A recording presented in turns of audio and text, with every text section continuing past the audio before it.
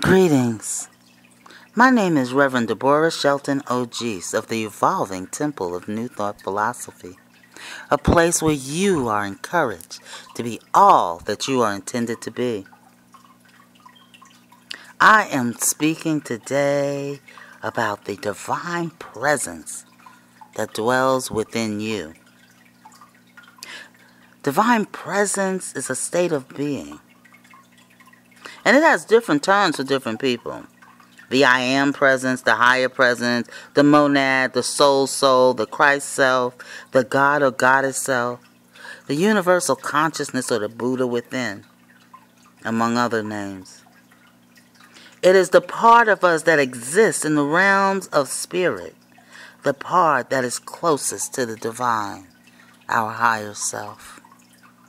The divine presence creates only perfection, and if we call it consistently and earnestly into our lives, we gradually give up the discord and struggle and find that it is replaced by harmony and peace. All energies that we have miscreated will gradually transform into pure light. This is the giving up of our lower will and surrender to a higher will, the will of the God-Goddess, the will of the divine presence. Only then can this presence truly create for us our joyous life. The question that constantly goes through a person's mind are, how can I live a problem-free life? How can I live at a higher level of consciousness? How can I be more connected with my higher self, with my God consciousness? How can I be more prosperous, more happy? How can I have greater relationships? How can I practice and live this way in all areas and events of my life? Understanding these mysteries of human life takes us on a journey to explore the source of life, the divine. Yet understanding divinity is more challenging for human reason than comprehending human life. For the divine, as the Quran describes it, is the beginning and end, the inner and the outer, and the immanent and transcendent. To fully know this part of ourselves, we must see it through the essence of light, no matter what it is called. To see through the light, we must recognize that there is no separation from God, that a belief in separation from the divine source or any living thing is an illusion that we have created. We are all connected. We are all connected through the God source, through the divine plan, through the universal energy. It flows through everything and everybody. We are one. We are one major, monstrous, conscious mind.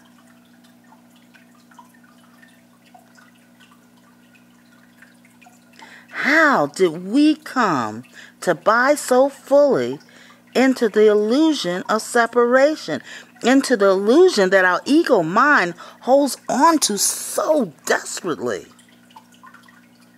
The ego mind, edging God out, has been programmed and domesticated by our experiences throughout this lifetime. However, you could choose to call it the Buddha within, Shekinah. It doesn't matter what you call it. What matters is that you practice it. That you practice knowing and sitting in peace and comfort and divine and connection. You practice knowing that you have the power to switch and change and create anything in your life. That your words, your thoughts, your actions are a creative force. That you know that there is one universal law, the law of cause and effect. Whatever you put out, you get back. And knowing and staying in that, watching your words, watching your thoughts, and putting out only what you want to receive in your life. Let me tell you a little story about a baby elephant. This elephant looked around at his world in awe and amazement. He looked at his parents and thought, one day I will be as huge and powerful as they are. After the baby elephant matured, but before he became an adult, someone decided to train him and placed on his leg a chain that was tied to a stake in the ground. Whenever the little elephant tried to go beyond the length of the chain, he would feel the tug. In the beginning, he would pull as hard as he could to free himself from the grip of the stake. But he was always unsuccessful. Before long, he surrendered to the power of the stake and accepted his limitations. Later, when the elephant became an adult and weighed thousands of pounds more than when he first was chained, he had lost all desire to pull himself free, although he had the power to do so. The conditioning, the domestication of his mind made him believe that he was limited to the length of the chain to the stake. The elephant represents man. The stake is everything and everybody that prevents man from following his divine plan, from realizing, recognizing, thus responding to his oneness with God.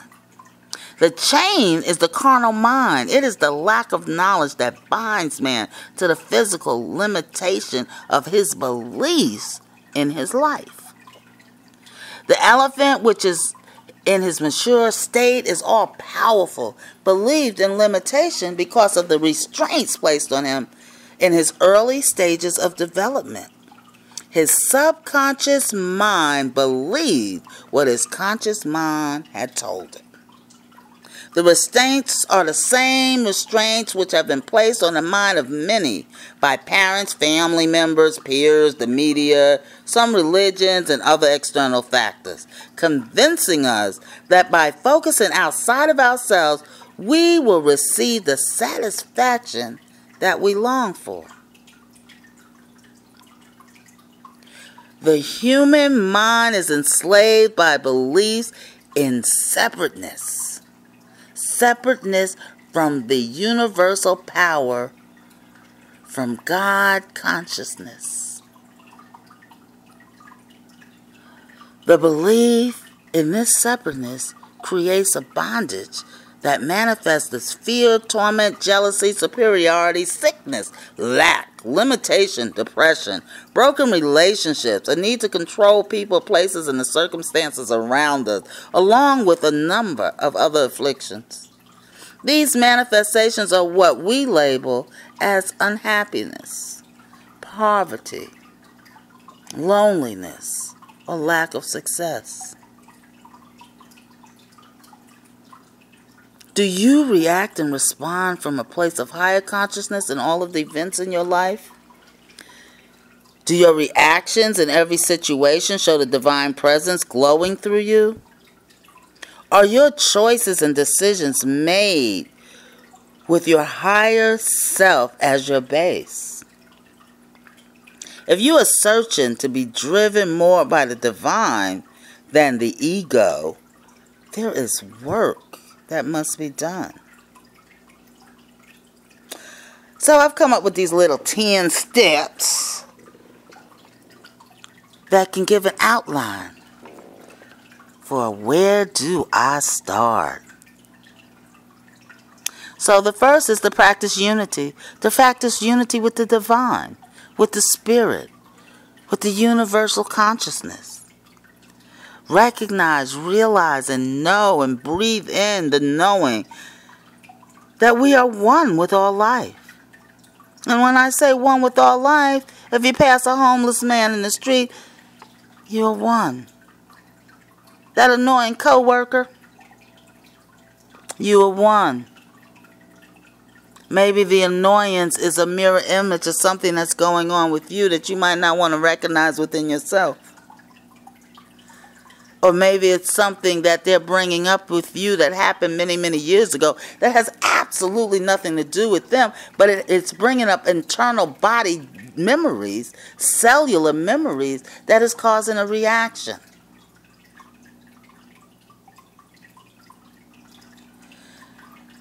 The person that does not believe as same as you, you are one.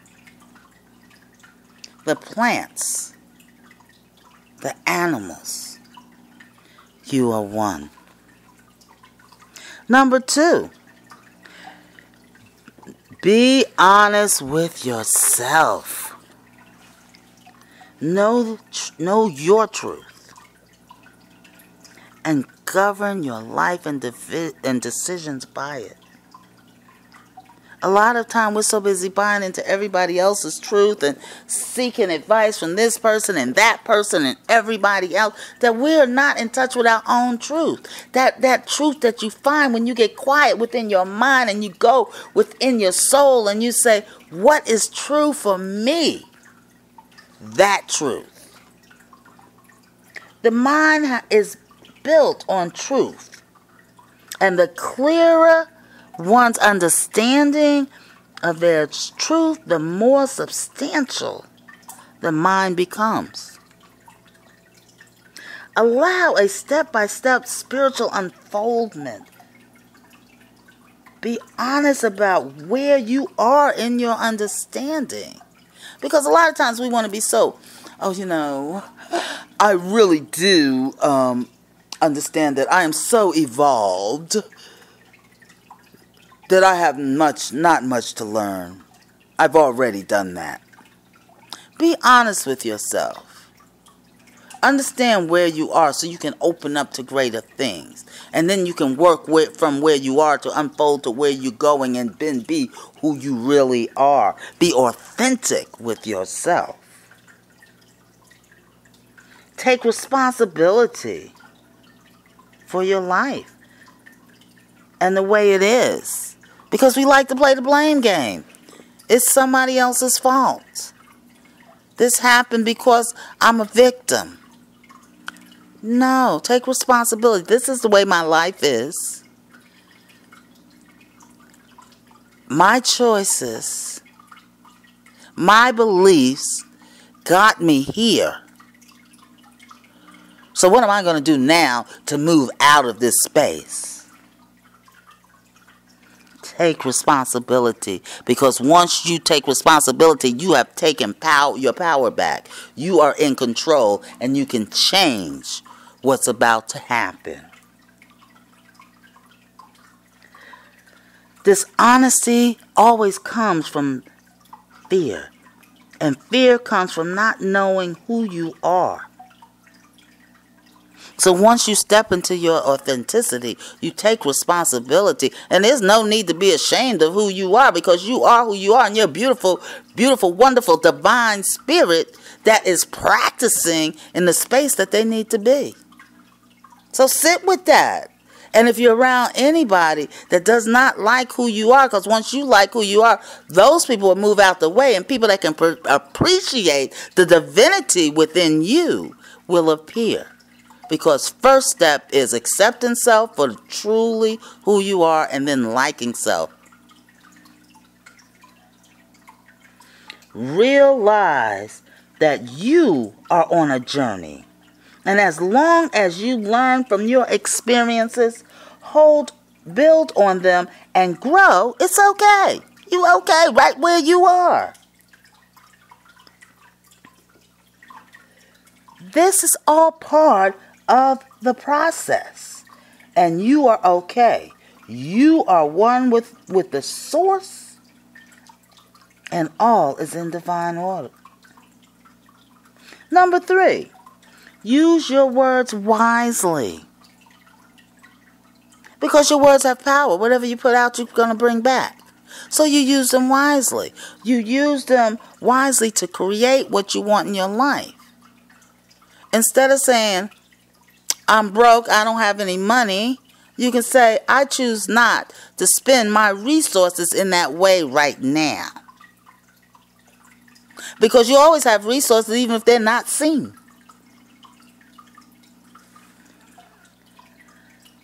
So use your words wisely to uplift yourself and others. Because as you use your words to degrade other people, we are all connected.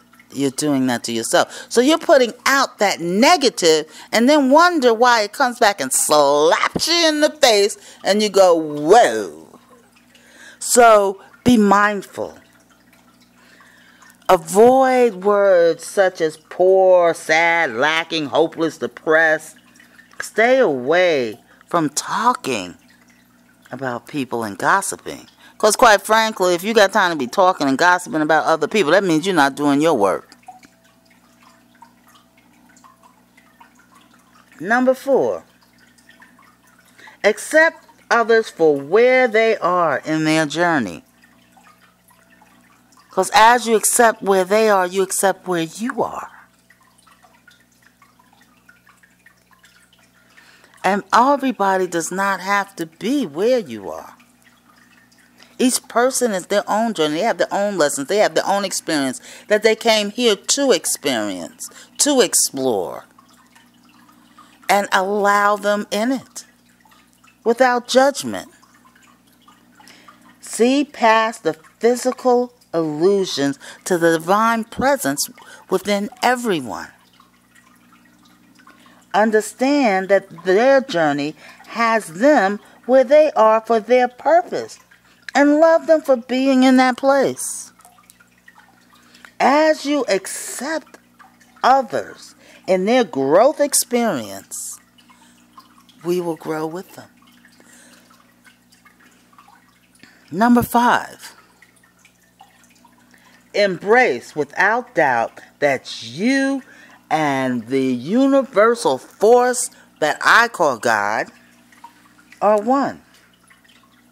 Use it as a mantra throughout the day to just get it into your subconscious. I mean, you can even use it as you brush your teeth. You're going up and down. I and God are one. I am one with God. I am one with all things. Penetrate your subconscious with this. You can even be on exercise by I am one with the divine force of the universe. I am one with all things. I am one with God. I am one with all things. I am one with God. God and I are one. I am the I am the I am. So, I mean, it's just like you make a little jig, you make a little jingle, but you just keep it going. You know, you get a rhythm that makes you rock your shoulders or something. Just keep it going and penetrate your mind with the knowing so that it can seep into your subconscious, so that it can push out to your conscious, and then you know who you are. Number 6, get the necessary food for your spiritual development.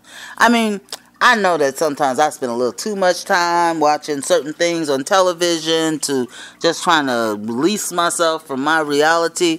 And a lot of times, that's wasted space, wasted time, wasted brain energy. So if you get the necessary food for your spiritual development, you can do that by taking classes, reading. The words have been brought to you by many faiths, by many prophets, and in many cultures. Get an understanding of the divine mind and its law. Without it, there is no sustenance for spiritual consciousness, and the soul and body will perish with hunger. Find a place where you can be fed, encouraged, and have the ability to seek the knowledge necessary for your growth. A place that fits with where you are in your journey. A journey is not one of isolation, but one of like minds coming together to uplift and teach each other. Because each person is a teacher and a student in all their experiences. You have something to teach, and you have something to learn. I have something to teach, and I have something to learn. You can learn from a child. You can learn from someone you just passed on the street. You never know what experience is there for your peace and your development. Number 7, spend quiet time daily with your higher self. And see, sometimes this gets to be the difficult part because we get busy with our lives. You know, we get up and it's like, okay, oh crap, I got 20 minutes, I got to get to work, and you're in the shower, you're getting dressed, you're trying to grab coffee on your way out the door, you're in the car, and you know, you turn the radio on or you got the news going. You never have that quiet time. And then at lunchtime, you're running out trying to do shopping or other things. You get off from work, you got the kids, you got the husband, you got the wife, you got the girlfriend, you got the boyfriend, you got all these things that you have to do, these busy things. And then at the end of the day, you're tired and you're like, oh man, I got to get in bed so I can get up, but I didn't spend my quiet time. So let me try to take 5 minutes real quick to do it. You know, we might do our little mantras and namarango, hey, you know, and we do all of this stuff and real quick, not really sink it into it, and then get in bed. So it's carving out that time. And in the beginning, it might be difficult. But if you say, okay, I'm going to take 15 minutes, and even if I have not quieted my mind, even if I'm not journaling, I'm going to sit still for 15 minutes. And at first, you'll be watching that clock saying, oh my gosh, I wish this 15 minutes be up because my mind is going and telling me I got to do this. You know, oh shoot, I see a spot on the floor over there. I need to wipe that wall. Oh goodness, I didn't hang up those clothes. But sit there for 15 minutes as your mind is telling you all these things that you have to do. Because that's your ego mind saying, no, I don't want you to get quiet. I don't want you to get still. Because if you get quiet and you get still and you know that you're connected to the earth and you're connected to the moon and you're connected to the stars and you're connected to the trees, you might stop listening to me and you might get to your truth. And when you get to your truth, I'm not going to be in control anymore. So take that quiet time daily. Number 8. Now this is a biggie. You don't have to be right all the time. You don't have to be right. You don't have to argue. You know, you don't have to. You don't have to know it all. You don't have to be the one with all the answers. Because the truth of the matter is, there is no right and there is no wrong, there just is. And you are standing in the is, and you are attaching right and wrong to different situations. But when you stand in the is of peace, you're like, okay, it's okay. So learn to live in the moment and allow the divine presence all around you to permeate your soul. Just breathe. It's a beautiful thing. Just breathe. Last but not least, what is really, really important for your journey is the ability to release. So 9 and 10 are about releasing. I release and I let go. I let spirit run my life. My arms open wide, 'cause I'm only here for God. Release yourself from disappointment. Forgive yourself for mistakes. It says in the Kabbalah that every fall of your life provides you with the energy to propel yourself to a higher place. The spiritual advances are preceded by falls. If you could see that while it is happening, instead of waiting years and then realizing that you had to go through that you would be truly living in the moment and able to tap into the divine of that experience. I mean, you know, like 5 years down the road after something happened, we look back on it and we'll say, you know, I had to experience that. Because if I didn't experience that, I wouldn't have experienced this. And if we're in that, even though it looks crazy, to know that, what am I getting from this experience? Because I know it's in divine order for my life and my journey. Whether it's a fire, breakups, accidents, death of loved ones, grave mistakes and judgment, choices that may not have affected you or your loved ones in a negative way, but just being present and seeing these things and relishing them and knowing that this is part of your journey. Breathe. Forgive yourself relieves it, and look at how each experience that you have brought you to this place in time. Don't live in regret. Oh, there's lots of things I could have done differently. And sometimes I sink into that regret mode. I'd be like, oh man, I shouldn't have done this. I shouldn't have moved to Florida. I shouldn't have done this. And then I think about, okay, but when I moved to Florida, I found my spiritual path that brought me to Atlanta, where I honed in on what was really truth for me. And even though in each of these moves there was some unpleasantry, if this did not happen, I would not be who I am today. So, no regrets. And forgive yourself. Release it. I release and I let go. Release people and emotions that no longer serve you. This is number 10.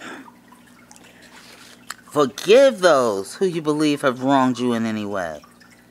Anything that you believe that anyone has done to you, they did because of where they are or were in their consciousness.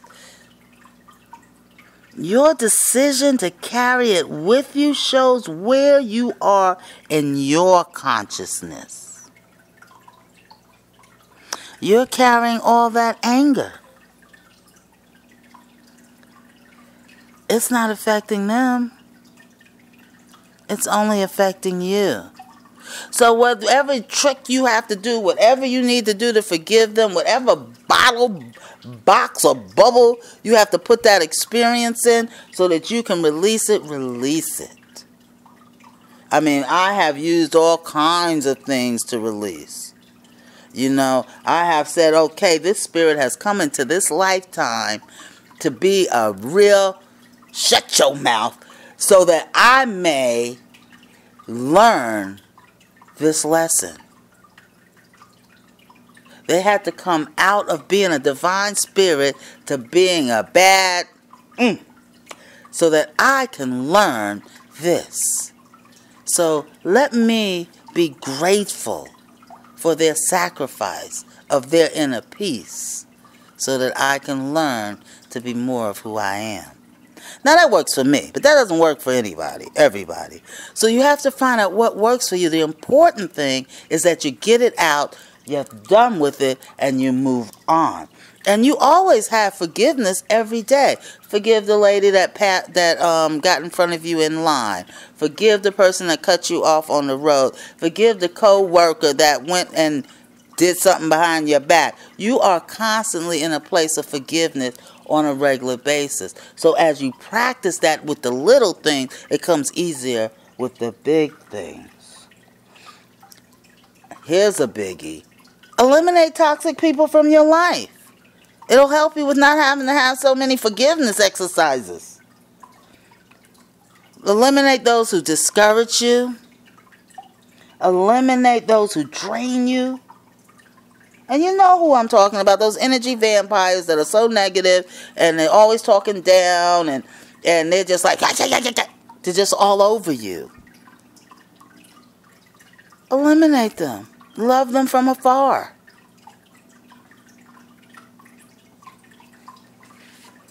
Using these 10 steps are the beginning of bringing the divine presence of you to the forefront of your experience and overriding the ego mind. The key is to begin to surrender. Surrender to the surroundings and the energy of your higher self. Letting go of things that are keeping you from recognizing your divine presence. So what I want you to do now is close your eyes and breathe deep. Breathe into your stomach and relax. Relax your feet. Relax your legs. Breathe. And as you breathe, you know that you are divine, that you are connected, that you are grounded in the earth, that as the sun beats, you are part of the rays. Surrender to the breath. Your breath is your connection. Your breath is your life. Surrender to the sound of it going in and out. Focus on the beat of your heart.